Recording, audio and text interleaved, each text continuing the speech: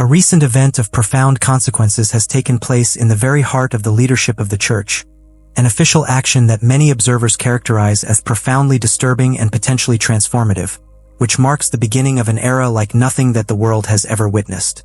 This unprecedented directive, which emanates from Pope Francis himself, is being widely interpreted as a change of dramatic paradigm, perhaps irreversible, which could fundamentally remodel the central identity of the Church and the very essence of its spiritual mission. Unlike previous, more subtle adjustments, which may have slipped silently under the surface of public consciousness, this decision in particular has ignited a real storm of passionate responses, ranging from devout Catholics and experienced religious journalists to esteemed theologians and common and ordinary believers alike. A choir of concerned voices is rising in protest. Individuals who once kept a respectful silence now take a step forward with a visible alarm, forced to speak against what they perceive as an imminent threat. For the first time in recent history, an open wave of resistance is emerging, an urgent call for attention and intervention, as if a precious and irreplaceable treasure was escaping slowly but surely from their hands. It is crucial that we delve into this situation that is developing, because what is happening is much more serious and potentially dangerous than many are willing to recognize today. Behind the sensationalist headlines and obscured by the formal language, often sterile, of the official pronouncements, there is a palpable fear, the fear that this moment represents something much deeper than a simple political adjustment. It is feared that this is the dawn of a radical transformation, a radical reinvention of the Church that could irrevocably alter its very soul. What Pope Francis has authorized is not simply a superficial modification of existing practices. It is the launch of a completely new chapter in what is described as a journey of ambitious reform and long-term, a journey with implications that extend far beyond the understanding of most people. At the epicenter of this drama in development is a concept that is now discussed more and more frequently, but which still remains shrouded in confusion and apprehension: the synodality. While the term in itself may seem innocuous, perhaps even promising, for many deeply observant believers and connoisseurs, it evokes a completely different feeling. Synodality is perceived as a vast framework and in constant change, a chameleonic structure that adapts its form to the environment that surrounds it. It is similar to a mysterious creature with multiple limbs, which evolves and constantly adapts, while it implacably pursues a singular, but carefully hidden goal. Critics argue that this goal is nothing less than a complete reinvention of the Church, not one based on the foundations of tradition and scriptures, but built on the moving sands of contemporary ideologies and new structures of power. Instead of strengthening the foundations established by those who came before, the initiative seems to have as objectives to dig up the existing framework from top to bottom, replacing clarity with ambiguity and replacing unbreakable certainty with a potentially destabilizing experimentation. And this is where discomfort intensifies. Many now openly ask themselves who is really guiding this transformative process. Is Pope Francis acting alone, or are there other less visible forces that exert influence between backstage and shape these transcendental decisions? What is developing does not seem to be the spontaneous expression of a single individual. It feels more like a meticulously calculated, deliberate, carefully structured, and impeccably coordinated campaign. This is not the result of hasty decisions at the last minute or of improvised reactionary measures in response to unexpected circumstances. Rather, it is an integral plan, a meticulously elaborated roadmap, step by step, drawn with chilling precision. There are too many people involved, too many networks of intricately connected influence at stake, for this to be a mere coincidence. And the destination they aim for becomes more and more evident with each successive phase of this carefully orchestrated plan. Officially, the term used is accompaniment, a word that intends to evoke notions of compassion, guidance, and unity. However, in reality, what many perceive is something much more disturbing: a forced march without the possibility of going back. In dioceses, parishes, and entire regions, it is increasingly clear that resistance may not be a viable option. The process advances with such an implacable impulse that it seems that no corner of the global Church will be left out of its omnipresent influence.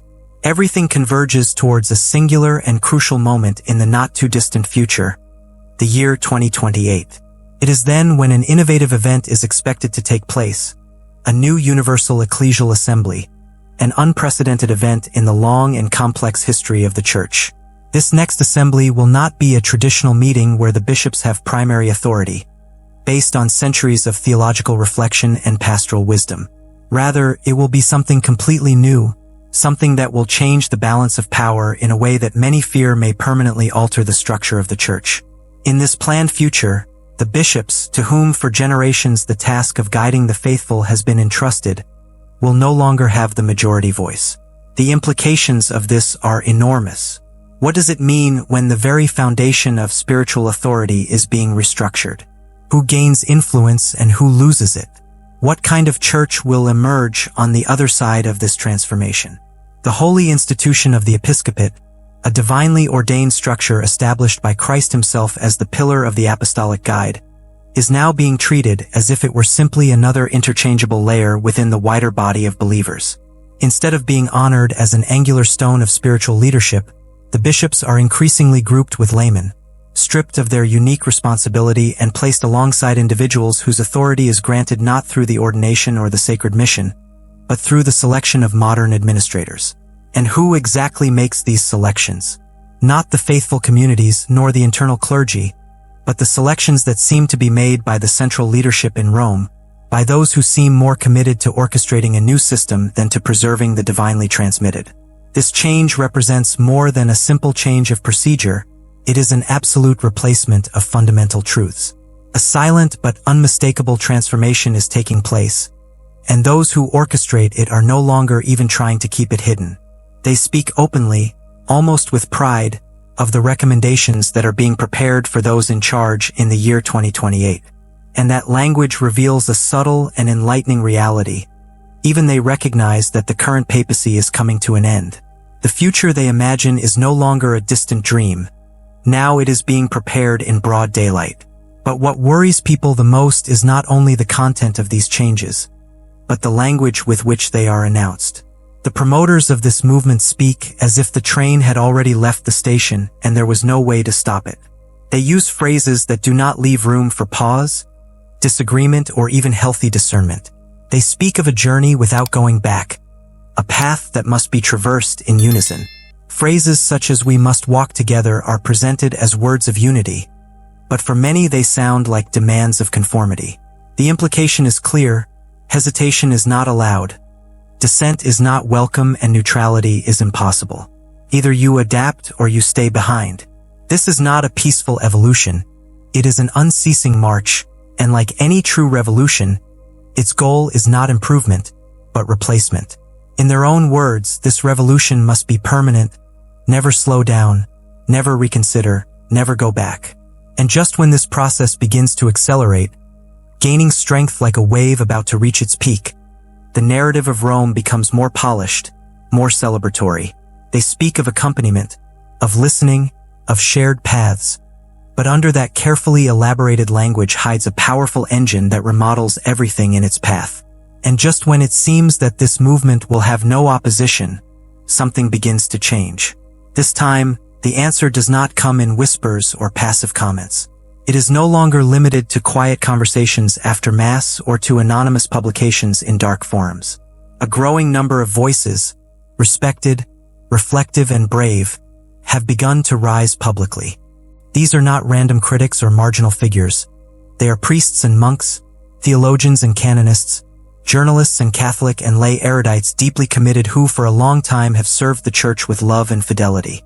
And now, many of them say with great clarity and moral strength, "We will not remain silent. We cannot support another drastic reinvention of the faith disguised as a simple update. This is not a routine reform.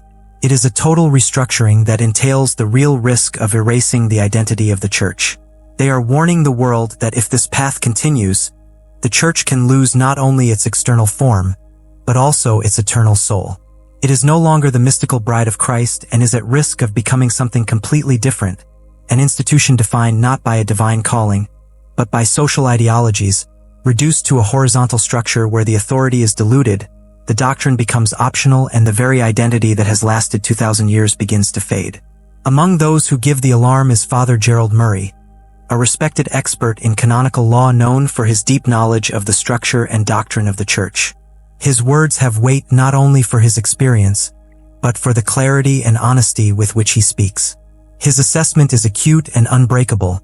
Behind the great announcement of the Universal Church Assembly scheduled for 2028, he sees a meticulously elaborated plan, a strategic plan to replace the traditional episcopal authority with a hybrid body.